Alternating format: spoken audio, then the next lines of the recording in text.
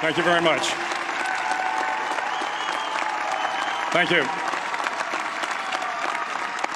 Well, thank you, President Powers, Provost Fenves, deans, members of the faculty, family and friends, and most importantly, the class of 2014. It is indeed an honor for me to be here tonight. It's been almost 37 years to the day that I graduated from UT. I remember a lot of things about that day. I remember I had a throbbing headache from a party the night before.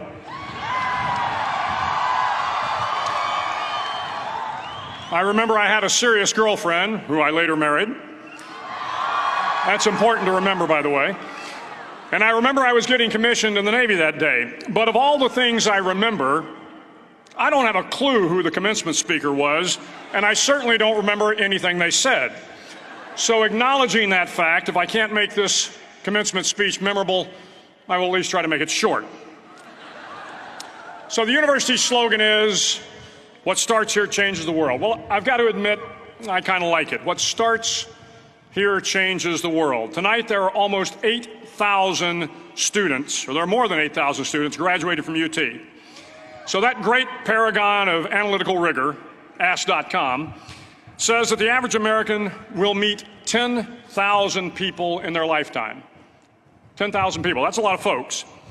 But if every one of you changed the lives of just 10 people, and each one of those people changed the lives of another 10 people, and another 10, then in 5 generations, 125 years, the class of 2014 will have changed the lives of 800 million people. 800 million people. Think about it. Over twice the population of the United States. Go one more generation, and you can change the entire population of the world, 8 billion people.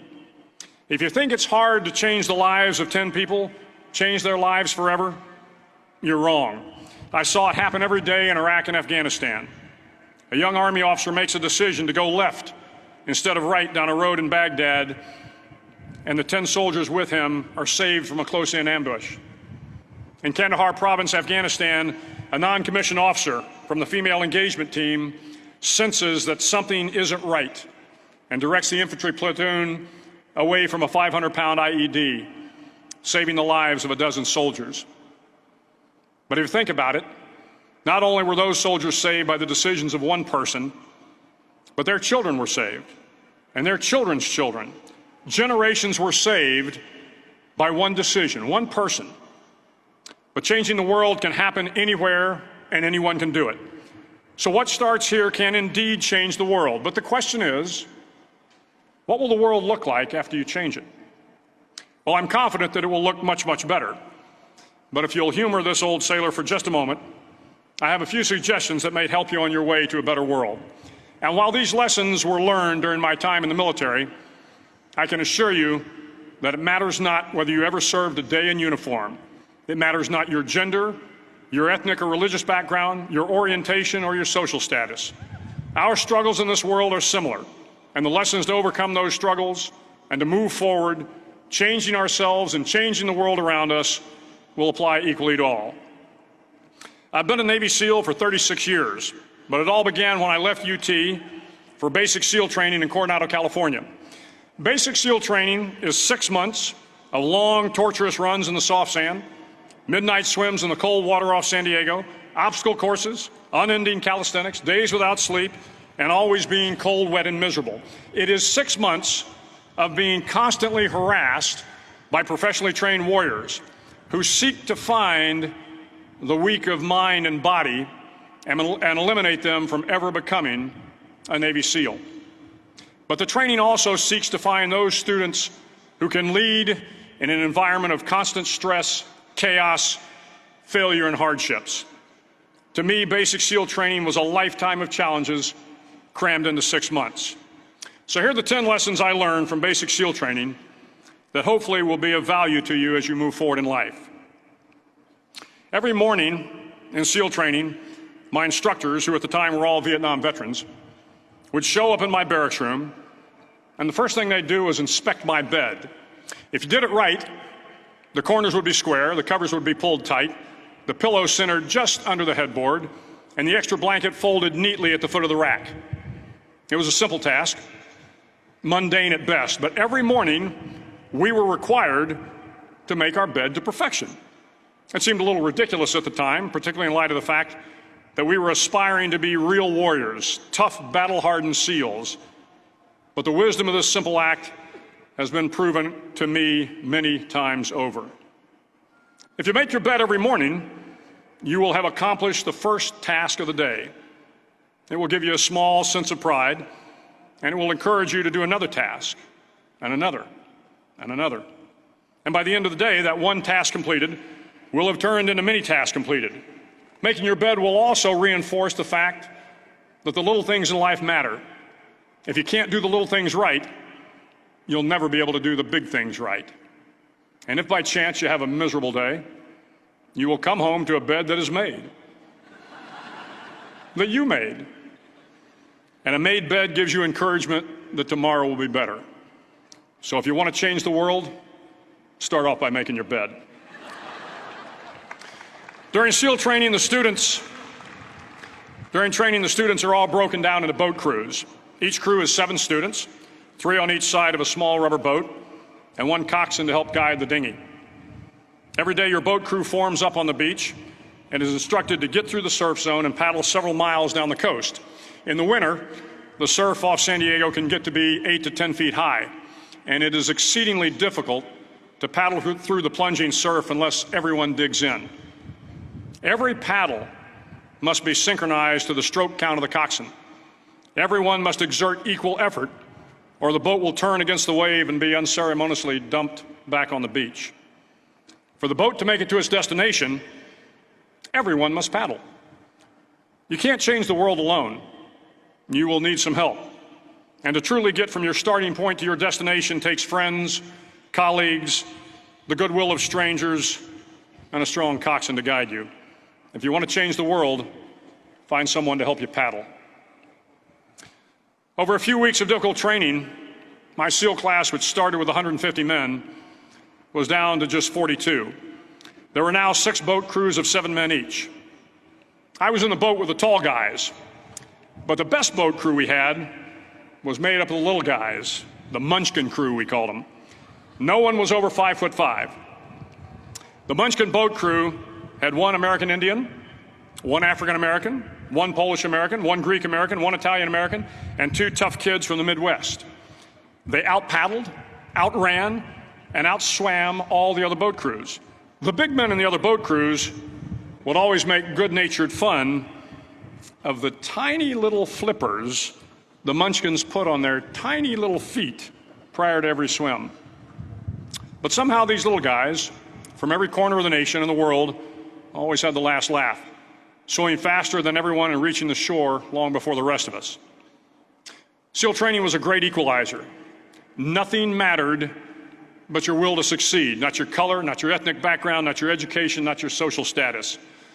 If you want to change the world, measure a person by the size of their heart, not by the size of their flippers. Several times a week, the instructors would line up the class and do a uniform inspection. It was exceptionally thorough. Your hat had to be perfectly starched, your uniform immaculately pressed, your belt buckle shiny and void of any smudges. But it seemed that no matter how much effort you put into starching your hat or pressing your uniform or polishing your belt buckle, it just wasn't good enough. The instructors would find something wrong. For failing the uniform inspection, the student had to run, fully clothed, into the surf zone, then wet from head to toe, roll around on the beach until every part of your body was covered with sand. The effect was known as a sugar cookie. You stayed in the uniform the rest of the day, cold, wet, and sandy. There were many a student who just couldn't accept the fact that all their efforts were in vain, that no matter how hard they tried to get the uniform right, it went unappreciated. Those students didn't make it through training. Those students didn't understand the purpose of the drill. You were never going to succeed. You were never going to have a perfect uniform. The instructors weren't going to allow it. Sometimes, no matter how well you prepare or how well you perform, you still end up as a sugar cookie. It's just the way life is sometimes. If you want to change the world, get over being a sugar cookie and keep moving forward. Every day during training, you were challenged with multiple physical events: long runs, long swims, obstacle courses, hours of calisthenics, something designed to test your mettle. Every event had standards, times you had to meet. If you failed to meet those times, those standards, your name was posted on a list, and at the end of the day, those on the list were invited to a circus. A circus was 2 hours of additional calisthenics, designed to wear you down, to break your spirit, to force you to quit. No one wanted a circus. A circus meant that for that day, you didn't measure up. A circus meant more fatigue, and more fatigue meant that the following day would be more difficult, and more circuses were likely. But at some time during SEAL training, everyone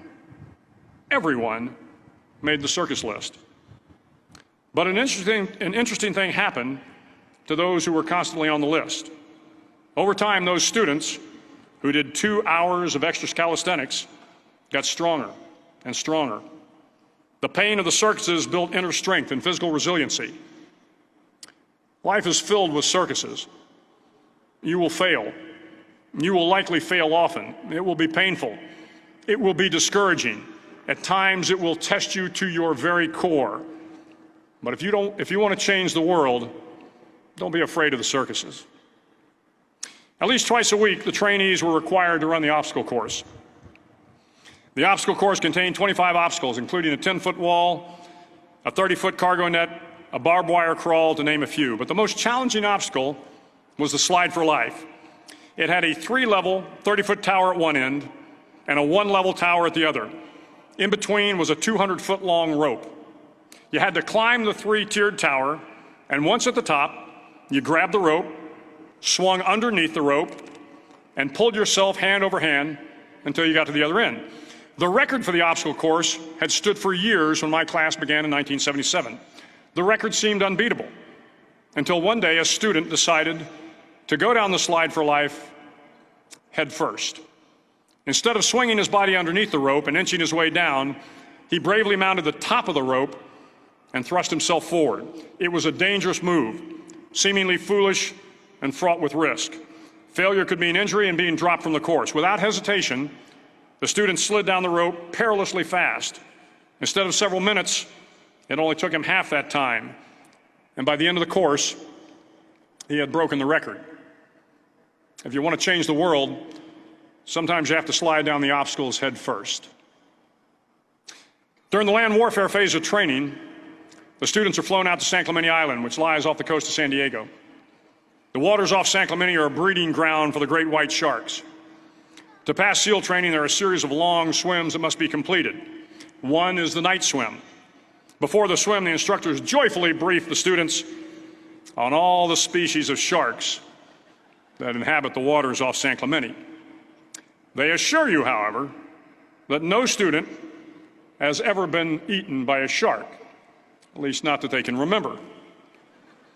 But you are also taught that if a shark begins to circle your position, stand your ground. Do not swim away. Do not act afraid. And if the shark, hungry for a midnight snack, darts towards you, then summons up all your strength and punch him in the snout, and he will turn and swim away. There are a lot of sharks in the world. If you hope to complete the swim, you will have to deal with them. So if you want to change the world, don't back down from the sharks. As Navy SEALs, one of our jobs is to conduct underwater attacks against enemy shipping. We practice this technique extensively during training. The ship attack mission is where a pair of SEAL divers is dropped off outside an enemy harbor and then swims well over 2 miles underwater, using nothing but a depth gauge and a compass to get to the target. During the entire swim, even well below the surface, there is some light that comes through. It is comforting to know that there is open water above you.